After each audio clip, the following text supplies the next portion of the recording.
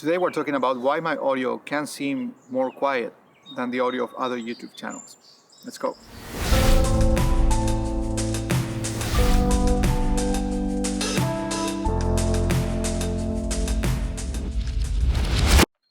Hi, it's Alejandro and this is Documentary in Progress.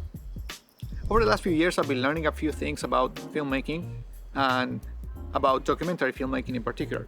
And one of the things that applies to all of filmmaking is sound. How to create the sound environment, how to mix the audio, how to place the music level and the background level and the voice level so that you can still hear the voice but not get distracted with background noise, and so on. So I have an analogy for you to explain why my audio might seem more quiet, and it's the following. Let's say you're listening to pop music in the radio. The music is sounding at some level and you enjoy it, it's comfortable for you, and then you switch the radio station to something that has classical music playing. Most likely you will feel that the classical music is too quiet, and you might be tempted to increase the volume on your radio. But if you do that, it is also likely that at some point there will be some blast and the music will be very loud and you will be annoyed, like, wow, this is very loud. And the reason for this is that in classical music there's a really large dynamic range.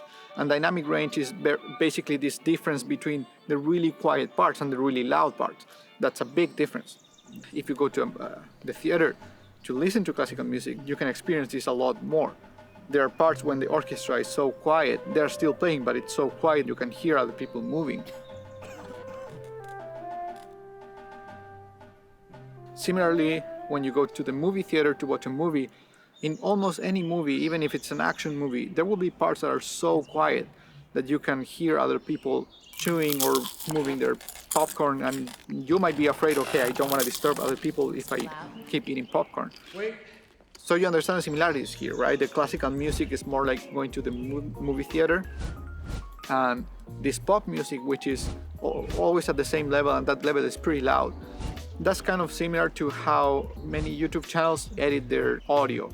Meaning it doesn't have a lot of dynamic range, it doesn't have really quiet parts, and it's usually on the loud side of the spectrum. It's not like in the middle, it's loud and it's always loud. There are practical reasons for this, and I completely understand. The practical reason is that most people watching online content watch on phones or laptops or tablets. Those have really crappy speakers. Even if you wear the headphones from your phone, those are also not so good quality a lot of the time.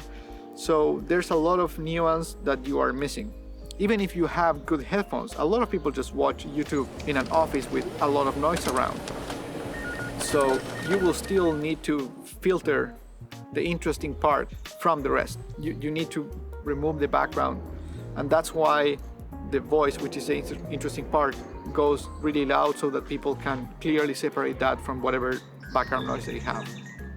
So in my case, it is a conscious decision to mix my audio more in the cinema style.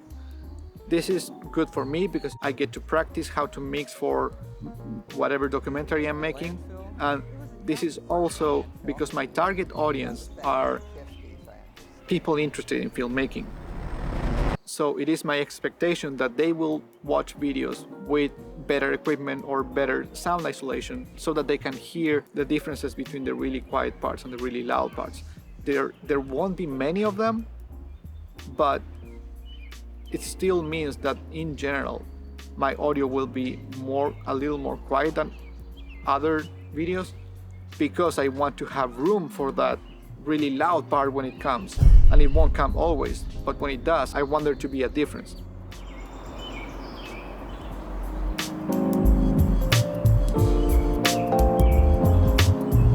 Again, going back to the music analogy, it's like listening to a pop music that is always loud, let's say electronic music or heavy metal. There won't be any part that will surprise you because it's too loud, because everything is loud all the time, so there's no jump. But again, going back to the classical music example, there are pieces that are really quiet, and then all of a sudden you have some kind of explosion, some intense part of the music, and you can be surprised by that.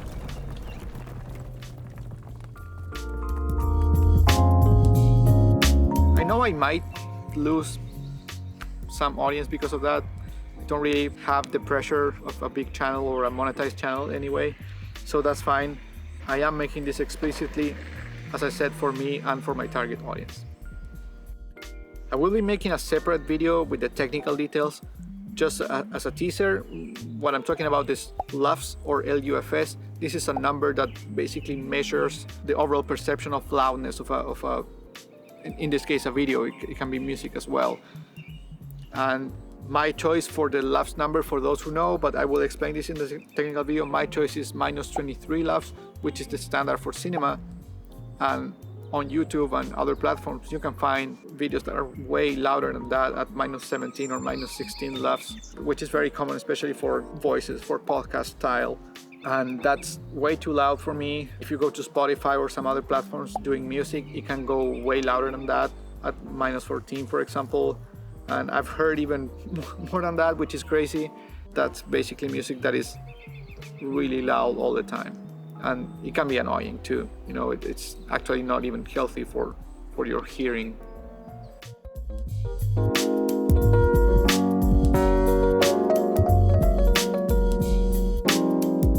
Anyway, that's my decision. I will be talking about the technical details in another video, hopefully very soon. But I just wanted to share this with you and maybe explain why you might have to turn up your volume when you watch my videos. So that's it for today. See you all in the comments and keep documenting.